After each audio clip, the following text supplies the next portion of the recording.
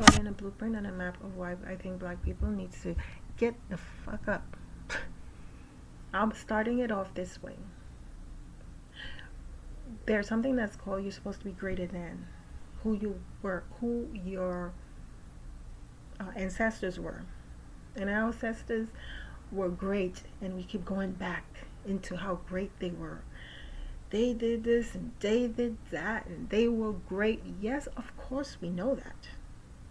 But we haven't evolved much as a race of people. And everybody's gonna be like unity, and it's not about your race, and people shouldn't see color. But other groups are doing it already, right? When you come out, when you have a baby, you never notice in the maternity wards if it's not about group and race and everybody's all one. Why don't they mix the babies when they're born? Why do black babies got their own maternity unit? And why do the white babies got their own maternity unit? And the Asians babies got their own maternity unit, and the Hispanic babies has their own maternity unit. You know why? Because it's a group of people that doesn't have everything genetically the same, so they have to go by that. I think, I don't know, I'm assuming, but we don't see it that way when they come out the maternity ward and go into groups why we don't diversify them, why we don't just put them all together. I used to think that, like, why all the black babies are together, why all the white babies on one side, why all the yellow babies in one unit, why? It's never diversified. And it have been had my children in New York City. I don't know about anywhere else where it's one of the most diverse states there is on the planet. For God's sakes, the United Nations is here. But anyway, back to what I was saying. So let's not get too caught up with going off track. But I use that as an illustration because people like to say we're all one and we're this. You ever hear the people trump that all the time? Of course we're all one. If you know how I stay humble, I would say things like, all of our shit stinks if we were to poop or whatever. If you cut me, I'll bleed. And if I cut you, you'll bleed. So we all have that running through our veins. We all need air to breathe in for life, right? And we breathe out what we don't want, right? All the dead things. But here's what I want you to understand. As black people, we got to get past this below poverty line collectively. And I know everybody is not made for excellence, because we like to trump the black excellence. Even I do, and I think that's a great thing to have. Why not? But we're not gonna all be the Oprahs and the Kobe's. We're not all gonna be the big conglomerate billionaires who are running financial institutions and can donate $100 million to HBCU. We're not that, but we can get past our physiological needs if we were to look at it on a Maslow's hierarchy of needs. If you want to look at it like that, we're way below poverty line. So all we're getting from the physiological needs are the biological requirements for human survival. And this examples include air, food, water, shelter, clothing, warmth, sex, and sleep. And a lot of us ain't even, come on, it's all groups of people, right? But the most part, we don't get that collectively. Food-wise, clean water. Some of us don't got no shelter. There's people that's on the street and homeless, right? So forth and so forth. So what's the next one? Safety needs. We need personal security, employment, resources, health, property. This is where we're lacking. The safety needs. Now, we physiologically are getting the needs, right? And I will look at the chart as it's like a pyramid, if you want to look at it like this. A pyramid, like a triangle. What I just told you, the first thing, that's at the bottom. That's the one at the bottom, right? Then we have safety needs. A lot of us are not getting the love and belonging because we're not even communicating effectively. When are we getting to meet up? Where do we get to really actually have conversations? It's like an organization where people come in and we have different talks. We don't have to all agree on the same thing. We don't have to agree on the same way of getting to something, because everybody have a different idea in their head, a different perspective, which is a plus. Because with all those different perspectives, shoot, we could be shooting off and figuring out some things with those. But we don't even get the love and belonging, and that includes friendships. A lot of us, we just burned so much by people and mistrust. You got to give people the benefit of the doubt, but also people hasn't earned our trust. You have to allow people to earn your trust, because trust ain't free. I feel like respect is free, for honestly, but trust you have to earn, and a lot of people burn those bridges because they're all the way down, just getting their physiological, barely, those needs.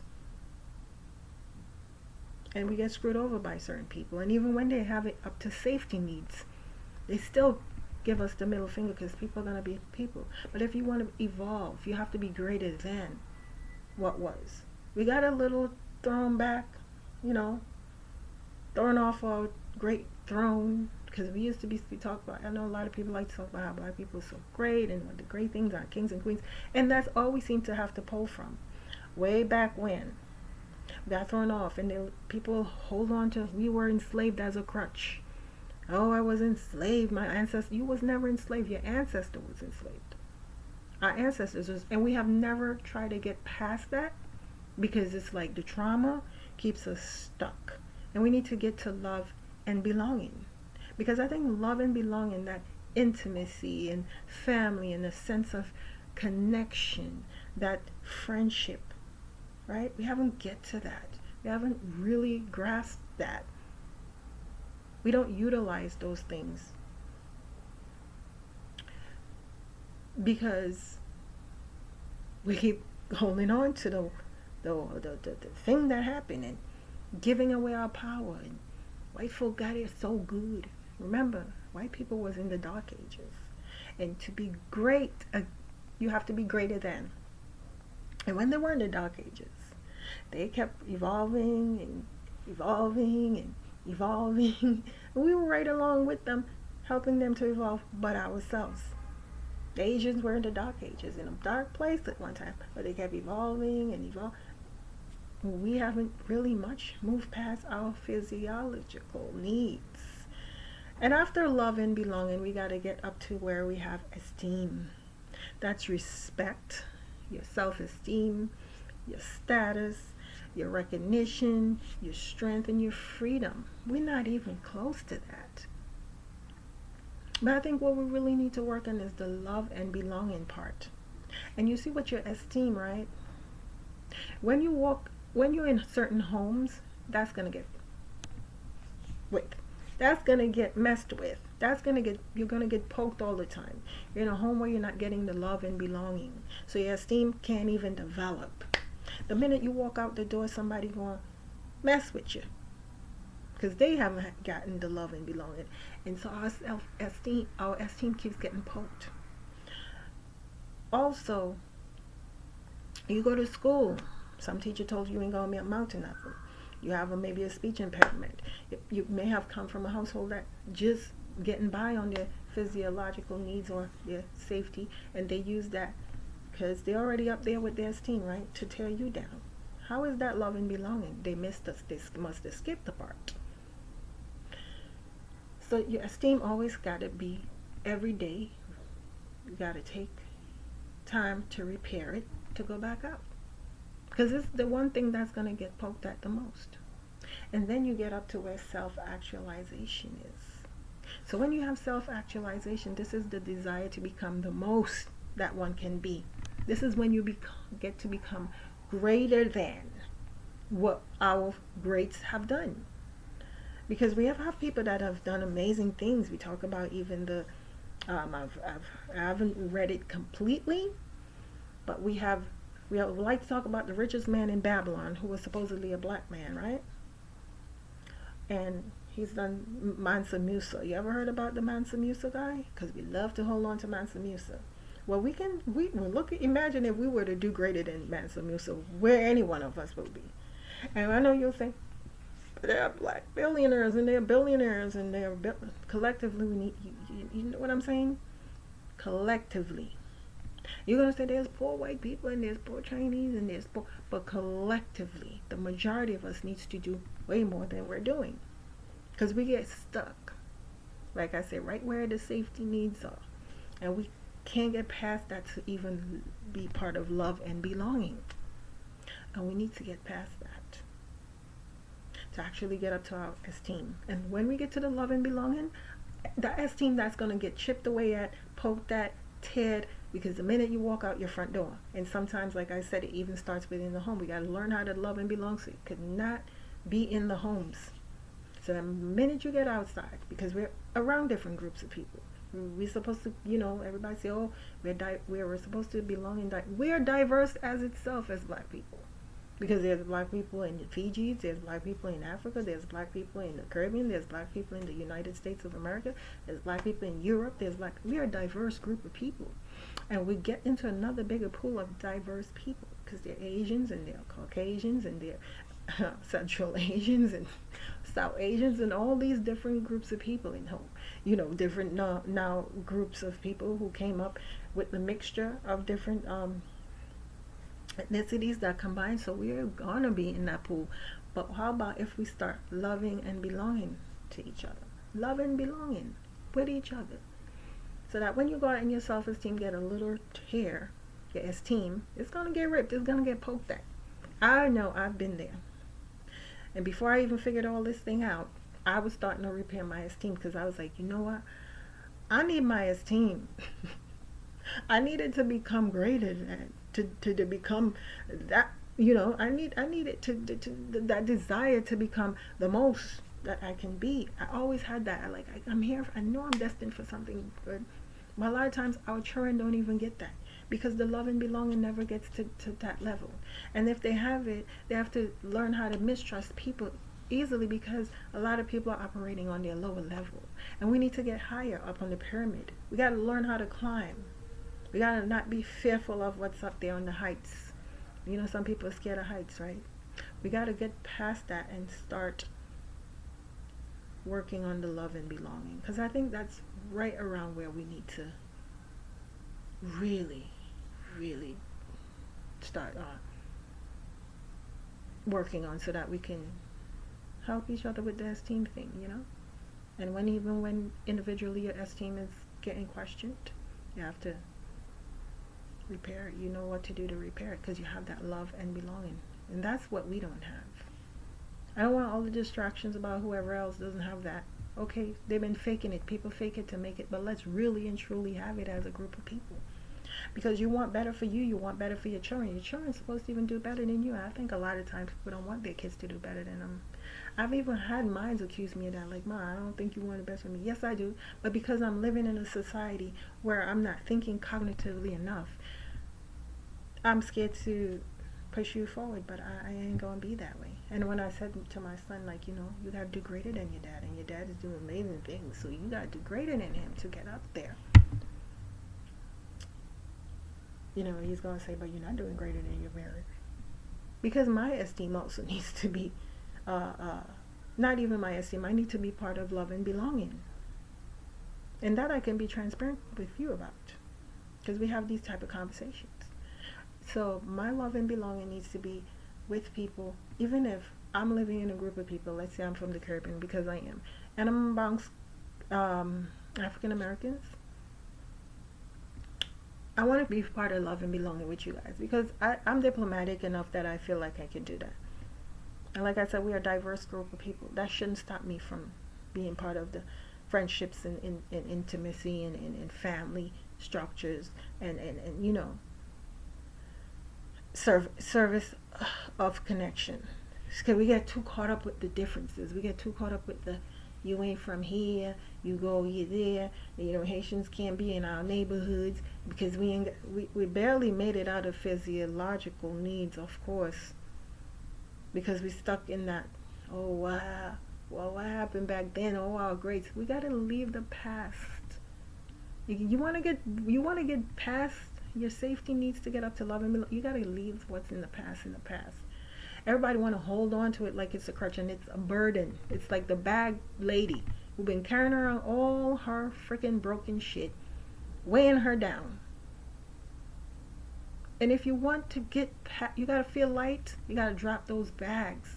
We're not saying we're going to forget our ancestors, but we cannot continue to let it traumatize us.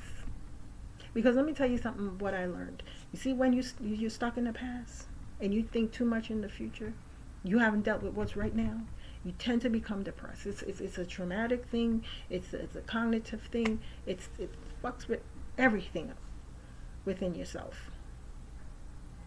So you gotta learn how to let go a lot of the baggage. And I know there are people that encourages you, the different platforms that just wants to encourage us to hold on to those baggage in the past and all this and Massa this and Massa did that and fuck all that shit. How is it that black people thrived after slavery? Because they had that self-actualization, I believe, that they desired to become the most that one can be. How is it they was able to have a Black Wall Street? And I know after it was bombed and tampered with, and people said, but they bombed it. There you went right 2-3 steps back into your safety needs. And that's all you get stuck at, because you know what? You got scared to come back into love and belonging, because you say, if we get there, you know what they're going to do? They're going to start fucking with our esteem again. And then we ain't going to get to the part where we want to become. Strive to become the most that we can be. And you got to get past those things. You got to get past it. You got to start learning how to let go of the past. And I'm telling you that because personally, for me, when I watched my life, when I couldn't get past and I was stuck in a rut, because I was always an optimistic person first before I get to that. And I never let what happened to me define me. I was like, you know what?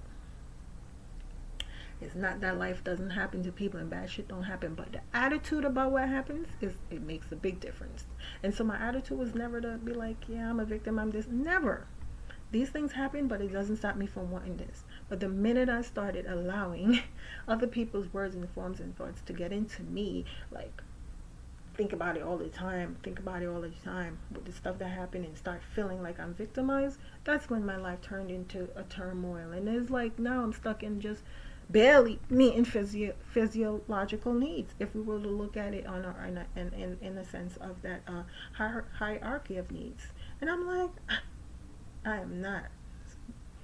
So I had to even skip a few grades, because I said, you know what, okay, I'm gonna skip a few grades. I ain't getting to the love and belonging, because I'm trying to work with people that don't even care shit about that. So let me get to my esteem. I'm gonna skip a few grades. Let me get up there, and I start repairing that thing, baby. This is where it's starting to make me realize that, okay, now let me get back down to where love and belonging is. Since I got my little esteem repaired a little bit, I'm gonna get back to love and belonging. And I start reconnecting with the people. I start forgiving people. I start letting go shit from the past, the burdens that I was carrying, the baggages that I was carrying around. I started doing those things. I took a moment to isolate myself, to figure things out, because I'm that type of person. I love a crowd, but sometimes I gotta take moments for myself. Like I said, you gotta keep repairing that esteem, because you want to keep up there with the self-actualization. So that's what it is. And I think that's what we can do as individuals, but collectively. You know that story about the Who's, right? I love to use that story, the illustration about the story of the Who's. I don't care who wrote it. If it was a white man, I wrote it, black man. I'm going to use it. Why? The story of the Who's. Excuse me. Let me drink some. My little lime peel tea. One who, if we're one individual and we keep repairing, it may not feel like it's a big deal, but each one of us collectively, it makes an impact. It makes when the Who's wanted to say help or whatever, you can't hear. Oh my God, nobody's hearing me. You know why? They figured out it's just one of us that's screaming for help. so that my voice doesn't carry as much. But if we all got together and formed a choir, the big yelp is going to come out. So each one start working on each other. Skip the grade, get up to esteem, respect, self esteem. I didn't even get to status or recognition part. Strength or freedom. You know, I just did 2 out of it. I said I'm gonna take 2 classes out of this course. I'm gonna work on the respect and the self-esteem, especially the self-esteem. Respect I always give to people. It's free, and I learned to respect myself also, right? So I said I'm gonna take 2 classes out this course. Take 2 classes out of the course. But if each one work and it start turning back the light on, that brightness within our, I think, our culture, within our race of people, even with the different ethnicities, because there are different ethnicities of us. Like I said, we're African Americans, we're Caribbeans, we're Africans, we're even within that continent alone of Africa, there's so many different ethnicities. But if each one start working, skip the grade, just get up to esteem and work on our respect and our self-esteem. Because sometimes we get stuck there and we want it just about status and recognition and freedom and all this stuff, and we don't think about the love and belonging. We don't think about the safety needs. And I know everybody is not destined for excellence, but we got to repair that love and belonging so that people who are even want to comfortable in the safety needs and the physiological needs can also be have a great experience and an impact from it. And it's not something that is ideal. How would you know if it's just ideal if you haven't tried it? I think that's something that needs to be worked on within ourselves. So I hope my message reaches someone and they get something from it. And please, it's time. We have to be greater than. We have to get past the hump. The hump is keeping us from, we have to get past that blockage, if you want to look at it like that. We got to get over that bridge, that stuck in the past thing. We got to learn to let it go. Our ancestors need that. This is how we will give them a ticket onto the afterlife if they're stuck there with us, because we're holding on to them. You got to let them go so that they can get to the other side and they can be free enough to do something here for you. They can be able to live their life because they've lived it. They've carried a burden. They've carried a burden for us. The things that they enjoyed, we didn't have to endure. The things they went through, we didn't have to go through. We were going through it in the effects of it because we are not past that. And we have to get to the love and belonging, my people. Please.